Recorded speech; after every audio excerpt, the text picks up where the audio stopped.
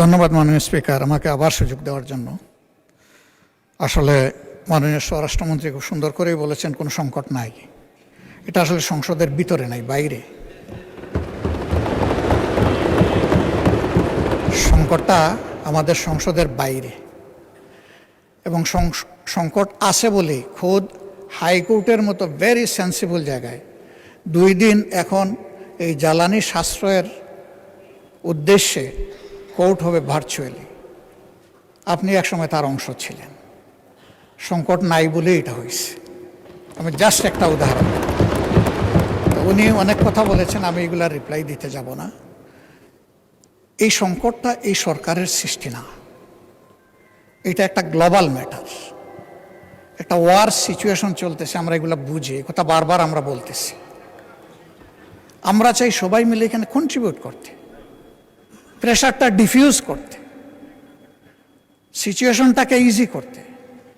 তাহলে সব দায়িত্বই যদি একা একাভাবে সরকারি দল পালন করে, আমরা কোনো সুযোগ পাবো না মাননীয় স্পিকার। আমরা তো এই দেশের নাগরিক, জনপ্রতিনিধি বাদ দিলাম, নাগরিক হিসাবেও তো আমাদের কিছু দায় আছে।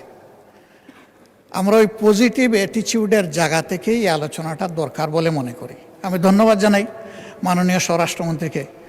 উনি বলেছেন তারপরেও যদি আপনি গুরুত্বপূর্ণ বিবেচনা করেন, ৬৮ বিধিতে আমাকে আপনি নোটিশ দেওয়ার জন্য অনুরোধ জানাতে পারেন এবং আমি সেই নোটিশটা দিতে পারি। ওখানে তো আধা ঘন্টা সময়।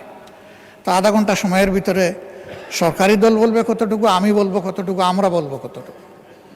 এই বিষয়টা এইরকম একটা জ্বলন্ত, ঠিক আছে 1 ঘন্টা হইতে পারে, এর মতো একটা বার্নিং ইস্যু যদি আমাদের এই আলোচনার গুরুত্বপূর্ণ বিষয় না হয়ে থাকে, তাহলে কোনটা হবে আমি ঠিক জানি না। আমি মনে করি যে এই মুহূর্তে বাংলাদেশে প্রিভেইলিং যতগুলা সমস্যা আছে, এর মধ্যে সবচেয়ে গুরুতর সমস্যা হচ্ছে জ্বালানি সমস্যা, এবং এইটার সাথে সম্পৃক্ত অনেক কিছু, অনেক জিনিস। সেই গোটা অর্থনীতির চাকায় পাওয়ারের উপর নির্ভর করে। পাওয়ার জেনারেট করবে এই জ্বালানি দিয়ে। পাওয়ারের র মেটেরিয়ালস হচ্ছে জ্বালানি, গ্যাস হোক, তরল হোক, যাই হোক।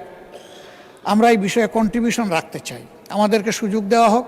আমি আবার অনুরোধ করব, এটাকে আজকে আপনি ডিসপোজ অফ না করে, আমার বিশেষ অনুরোধ, সংসদ নেতার প্রেজেন্সেই বিষয়টা আলোচনার জন্য আপনি 3 দিন সময়ের মধ্যে ফিক্স আপ করতে পারেন। ধন্যবাদ আপনাকে। ধন্যবাদ মাননীয় বিরোধী দলীয় নেতা এবং মাননীয় স্বরাষ্ট্রমন্ত্রী, দুইজনকে ধন্যবাদ। মাননীয় বিরোধী দলীয় নেতা, এখানে পার্টিনেন্ট বিষয় হচ্ছে আলোচনা। তো আমি দেখলাম মাননীয় স্বরাষ্ট্রমন্ত্রীও আলোচনা করতে চান, আপনার প্রস্তাবেও আলোচনা, বাট কোশ্চেন হচ্ছে হোয়েদার সংসদ মুলতবি করে হবে নাকি না করে হবে। আলোচনা কিন্তু হচ্ছে মুলতবি করা না করা কোনো বিষয় না, আলোচনা হওয়া উচিত কিনা। আর আপনি যেটা বলেছেন, যে কোনো জাতীয় ইস্যুতে treasury bench and opposition should work shoulder two shoulder, এটা এখানে পেয়েছি আমরা। তো আমার মনে হয় আলোচনা হচ্ছে, বাট বিধিগতভাবে আমরা চিন্তা করলাম যে না, অল্টারনেট বিধিতে আলোচনার সুযোগ। যেমন দেখেন, আজকে এত হারমোনিয়াস পরিবেশে প্রায় আধা ঘন্টার মতো আলোচনা অলরেডি হয়ে গেছে। সো এই আলোচনাটাই কন্টিনিউ আমরা করতে পারি। আর একটা বিধিতে আমি এটা আগেও একটু দেখে রেখেছি, সংসদকে মুলতবি করে আলোচনা না করে এই আলোচনাটাই আমরা সংসদের চলমান অবস্থায় সাধারণ আলোচনা নিয়ে যাই। সময়ের প্রেক্ষিতে এটা আমরা আলোচনার ভিত্তিতে আধা ঘন্টার জায়গায় 1 ঘন্টা করতে পারি, 1.5 ঘন্টা করা যেতে পারে, বাট মুলতবি না রেখে। আচ্ছা ঠিক আছে, 1 ঘন্টার মধ্যে আমরা করলাম।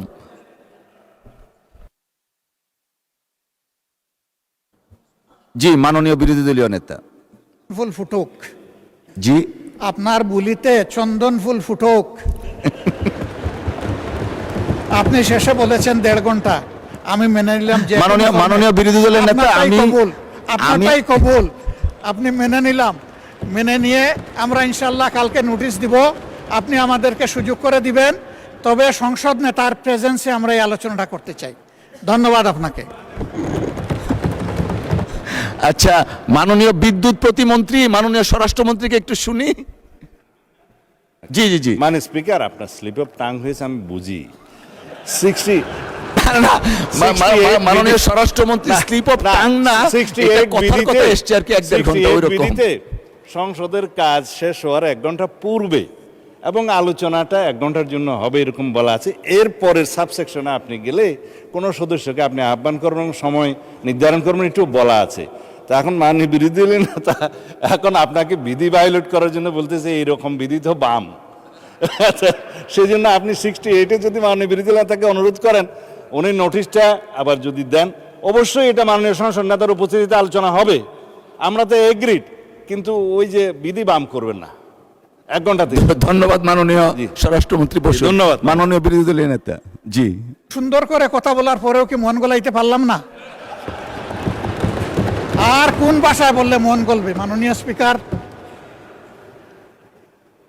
ঠিক আছে, আপনি যেটা সর্বোত্তম মনে করেন সেইটাই আমরা আশা করব। আপনার উপর ভার ছেড়ে দিলাম, তবে আমরা অর্থবহ আলোচনা করতে চাই। ধন্যবাদ আপনাকে। অসংখ্য ধন্যবাদ মাননীয় বিরোধী দলীয় নেতা। আমরা আধা ঘন্টার মতো আলোচনা অলরেডি হয়ে গেছে। আপনি দয়া করে নোটিশটা দেন, আমরা পরবর্তী কার্যকর পদক্ষেপ নিব। না না না, এটা এমনি বললাম আর কি। আপনি দয়া করে নোটিশটা দেন, অর্থবহ আলোচনার জন্য যা করণীয় মহান সংসদ তাই করবে। অসংখ্য ধন্যবাদ। ধন্যবাদ দুজনকেই।